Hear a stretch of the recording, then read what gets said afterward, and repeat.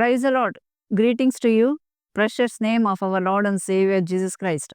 It's a great privilege to share the word of God. ప్రభు అయిన యేసుక్రీస్తు నామమున మీ అందరికీ శుభములు తెలియజేస్తున్నాను.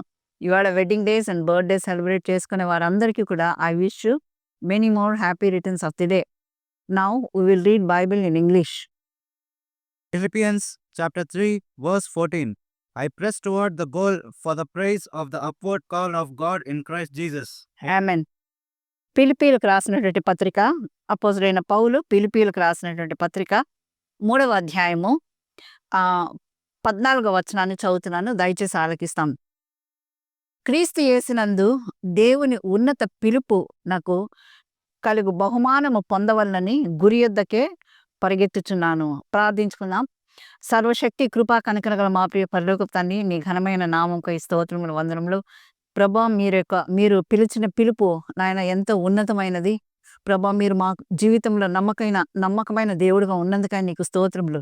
ప్రభా, నీ యొక్క వాక్యమును మేము ధ్యానించుకొనుచుడుగా వాక్యంలోని మర్మములు మీరు మాకు బయలుపరిచి నాయన వాక్య ప్రకారం జీవించు కృపను మీరు మాకు అనుగ్రహింప చేయమని యేసయ్య అత్యున్నతమైన నామమున అడుగుచున్నాం తండ్రి. ఆమేన్. ఇక్కడ మనము గమనించినట్లయితే అపోస్తలుడైన పౌలు ఫిలిప్పీలకు రాస్తున్నారన్నమాట ఈ యొక్క లెటర్. ఆయన అంటున్నాడు, అపోస్తలుడైన పౌలు గారు చెప్తున్నారన్నమాట, క్రీస్తు యేసునందు దేవుని ఉన్నత పిలుపునకు కలుగు బహుమానము పొందవలనని నేను గురి యొద్దకు పరిగెడుచున్నాను. మామూలుగా పరుగు పందెంలో మనం పరిగెత్తాలంటే గురిని చూసుకుంటూ ముందుకు సాగవలసిన వారమైనాం.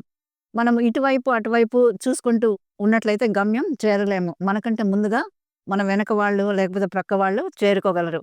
అయితే ఇక్కడ ఉన్నతమైన బహుమానము అనగా ఫస్ట్ గిఫ్ట్ కోసం ఆయన పరిగెడుతున్నానని, ఫస్ట్ ప్రైజ్ కోసం ఆయన చూస్తున్నారు అనమాట. ఉన్నతమైన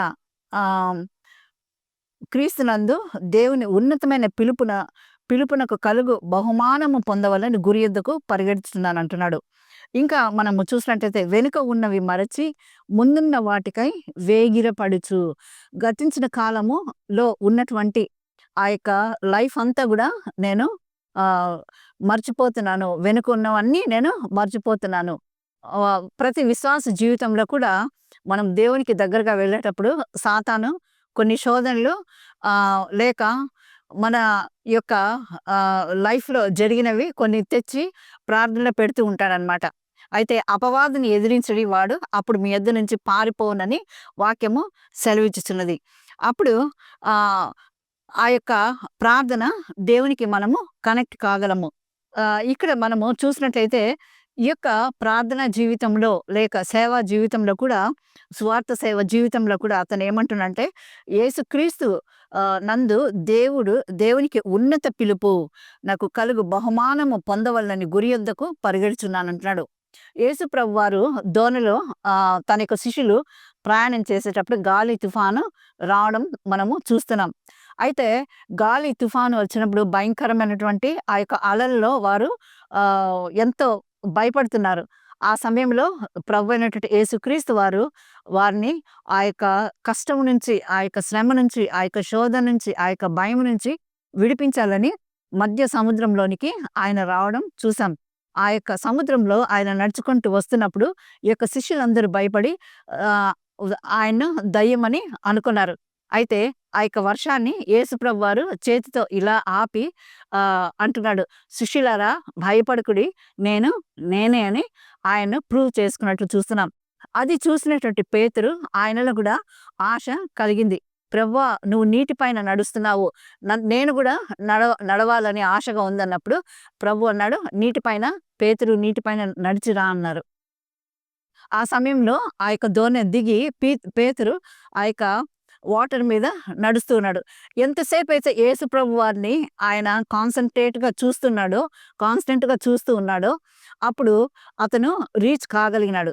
ఒక్కసారిగా ఆ యొక్క సముద్రంలో చుట్టూ అతను చూసినప్పుడు అతనిలో ఒక విధమైనటువంటి భయం కలిగింది. ఆ సమయంలో గాలి శబ్దాలు, అలలు వచ్చినట్లుగా సౌండ్స్ అతడు విన్నప్పుడు భయపడినాడు. సముద్రం లాంటి జీవితంలో సముద్రము అనేది మనం జీవితానికి సాదృశ్యంగా ఉన్నది. ఎన్నో కష్టాలు, ఇరుకులు, ఇబ్బందులు, బాధలు, హింసలు, అవమానములు ఎన్నో రకాలైన ఆటంకాలు మనకు కలుగుతూ ఉంటాయి. బికాస్ మనము లోకంలో జీవిస్తున్నాం, లోకంలో బ్రతుకుతున్నాం. లోక మాలిన్యత మనకు అంటుకొనకుండా ప్రభువునందు మనం ముందుకు సాగాలి. ఈ యొక్క లోకము లాంటి అనేక లోకంలో సముద్రంలో ఏ విధంగా అయితే ఆ యొక్క శ్రమలో ఆహ్, సముద్రంలో ఏ విధంగా అయితే పీటరు ఆ యొక్క అలలు లేక సౌండ్‌లు, ఆ గాలి, తుఫాను చూసాడో, మన జీవితంలో కూడా అనేకమైనటువంటి ఆహ్, ఆహ్, శోధన, కష్టములు మనం చూస్తూ ఉంటాం. ఎందుకంటే ఈ లోకంలో అనేకమైనటువంటి బాధలు, హింసలు చిన్న పిల్లల నుంచి వృద్ధుల వరకు కూడా అనేకమైనటువంటి వారికి తగ్గ కష్టాలు. ఒక సామెత కూడా మనం వింటూ ఉంటాం. ఎంత చెట్టుకు అంత గాలి అన్నట్టుగా ప్రతి ఒక్కరికి కష్టము లేకపోతే మానసికంగా హింస లేక బాధ వారికి తగ్గవి వారికి ఉంటాయి. కొంతమంది అనుకోవచ్చు వారి దగ్గర డబ్బుంది వారికేం కష్టాలుంటాయని. నేను ముంబైలో ఉన్నప్పుడు ఒక సర్వెంట్ ప్రభువుని నమ్ముకునిందనమాట. ఆహ్, నేను ఆ అమ్మాయి వచ్చినప్పుడంతా దేవుని ప్రేమను గురించి సాక్ష్యము, దేవుని యొక్క వాక్యం చెప్తూ ఉండేదాన్ని. ఎందుకంటే నాకు చిన్న పిల్లలు బయట వెళ్ళి నేను సువార్తను ప్రకటించలేను కాబట్టి, నా దగ్గరికి వచ్చిన వారికే నేను వాళ్ళకు సువార్త చెప్పేదాన్ని. అయితే ఆ అమ్మాయి చెప్పేది, నేను ఒక గొప్ప ఆఫీసర్ ఇంటికి ఒక చెప్పాలంటే ఒక మంచి ఆఫీసర్ దగ్గరికి నేను పనికి వెళ్తున్నాను వాళ్ళ ఇంటికి అని చెప్పిందనమాట. అయితే వాళ్ళు చాలా రిచ్ అని ఆ పాప చెప్పేది. అయితే వాళ్ళ ఇంట్లో ఆ మేడం ఏం చేసేవారంటే, నైట్ ఆమెకు నిద్ర పట్టక ఆ ఇంట్లో ఉన్నటువంటి వాళ్ళకున్న వెల్త్, ఒక విధంగా చెప్పాలంటే వాళ్ళ ఇంట్లో ఉన్నటువంటి అనేకమైనటువంటి ఆహ్, ఐశ్వర్యం, అనగా వెల్త్‌తో రిచ్ పీపుల్ కాబట్టి ఆమెకు నిద్ర పట్టక టూత్ బ్రష్‌తో ఆ యొక్క టాయిలెట్ బేసిన్ కడిగేదంట. ఈ అమ్మాయికి చెప్పేదంట ఆమె. తర్వాత ఆమెకు క్యాన్సర్ గూడా రావడం జరిగింది. అంటే ఎందుకు చెప్తున్నానంటే, ఎన్ ఎవరికి తగ్గ కష్టాలు వాళ్ళకుంటాయి. వీటన్నిటిని చూడకుండా మనము ప్రభువైనటువంటి యేసుక్రీస్తు వారిని మనము గురిగా పెట్టుకొని ఆయన వైపు మాత్రమే మనం చూస్తూ ఉండాలి. ప్రతి ఒక్కరికి కష్టాలొస్తాయి. ఎందుకంటే మనిషికే కష్టాలు ఆహ్, రావడము అది మామూలు విషయం కాబట్టి మనిషికొచ్చే కష్టాలు, ప్రతి మనిషికి కష్టాలుంటాయి. జీవితమంతా వస్తూ ఉంటాయి. కష్టాలు పోతూ ఉంటాయి. అదే విధంగా పేతురు గూడా ఆ యొక్క సముద్రం వైపు చూసినప్పుడు అతనికి భయమనేది కలిగింది. ఎప్పుడైతే యేసుక్రీస్తు వైపు చూసాడో అప్పుడు యేసుక్రీస్తు వారిని చేరుకున్నాడు.